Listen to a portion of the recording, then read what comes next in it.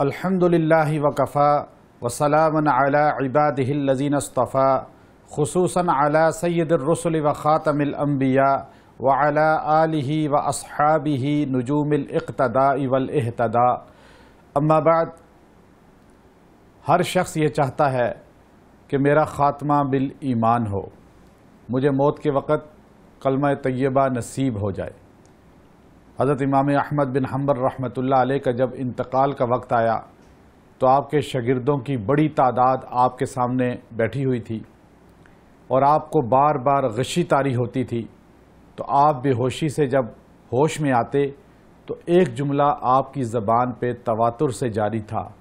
آپ فرما رہے تھے ابھی نہیں، ابھی نہیں۔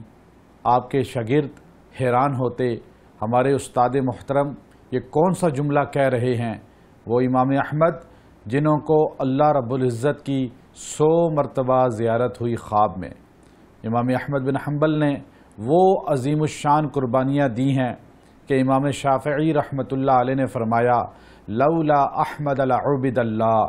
اگر امام احمد بن حنبل اس زمانے میں توحید اور رسالت کے معاملے میں ڈٹ نہ جاتے تو اللہ کی بندگی کرنے والے ہی ختم ہو جاتے۔ دو انسانوں کے بارے میں تاریخ نے یہ جملے بولے ہیں۔ ایک انس بن مالک رضی اللہ تعالی عنہ نے حضرت ابو بکر صدیق رضی اللہ تعالیٰ عنہ کے لیے بولا، جب مسلمہ کذاب اور منکرین زکوٰۃ کے لوگ کھڑے ہوئے اور انہوں نے کہا ہم زکوٰۃ نہیں دیں گے، صرف نماز پڑھیں گے، تو ابو بکر صدیق نے ان کے خلاف جہاد کیا اور نکلے میدان میں۔ تو اس موقع پر حضرت انس بن مالک رضی اللہ تعالیٰ عنہ نے فرمایا لولا ابی بکر لعبد اللہ۔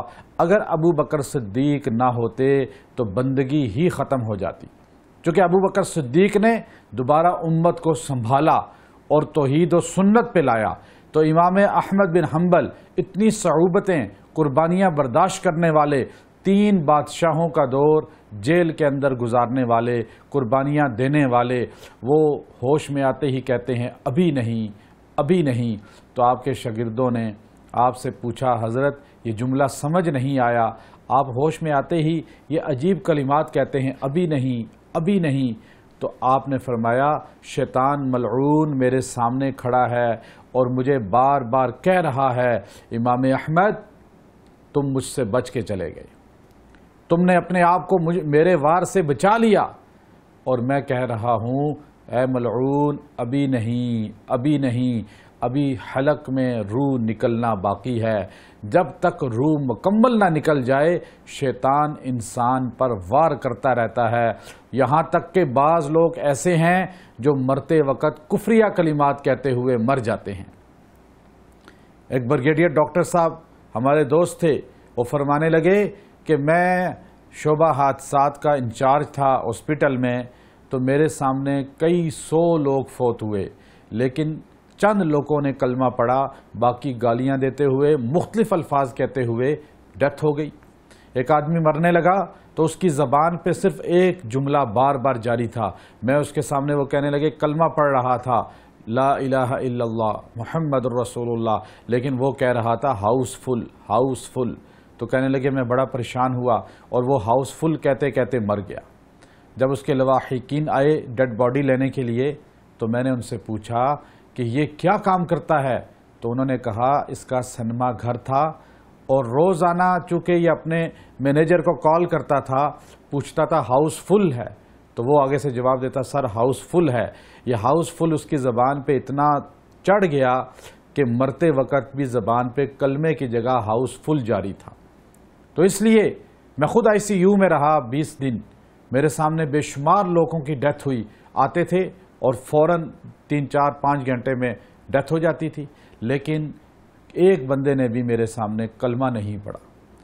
چونکہ ہمارے مزاج بے دینی کی طرف چلے گئے اور دنیا کی چیزیں، دنیا کے الفاظ ہماری زبان پہ رچ بس گئے، جس کی وجہ سے وہی کلمات مرتے وقت زبان پہ جاری ہو جاتے۔ سرکار دو عالم صلی اللہ علیہ وسلم کا فرمان ہے جو انسان یہ کلمات طیبات روزانہ کہے گا کم از کم 3 مرتبہ، ورنہ آپ ہر نماز کے بعد 1 مرتبہ کہہ دیں، تو انشاءاللہ آپ کا خاتمہ بالایمان ہوگا۔ اس حالت میں آپ دنیا سے جائیں گے، آپ سے رب بھی راضی ہوگا اور اللہ کے رسول صلی اللہ علیہ وسلم بھی راضی ہوں گے، اور آپ فطرت اسلام پہ موت آئے گی۔ وہ کلمات نہایت آسان ہیں، نہایت آسان ہیں۔ وہ کلمات ہیں جو حضرت عمر رضی اللہ تعالی عنہ نے حضور اقدس صلی اللہ علیہ وسلم کے سامنے بیان فرمائے تھے۔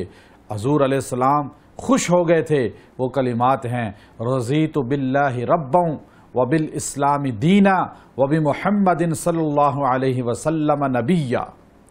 یہ کلمات 3 مرتبہ روزانہ کہنے والا یا ہر فرض نماز کے بعد 1 مرتبہ کہہ لینے والا موت کے وقت ایمان کے ساتھ دنیا سے جائے گا اور خاتمہ بالایمان ہوگا۔ وآخر دعوانا ان الحمد للہ رب العالمین۔ ویڈیو کے نیچے سبسکرائب کے بٹن پہ کلک کریں، بیل کے آئیکن پہ کلک کیجئے تاکہ ہر نئی ویڈیو کی نوٹیفیکیشن آپ کو مل جائے۔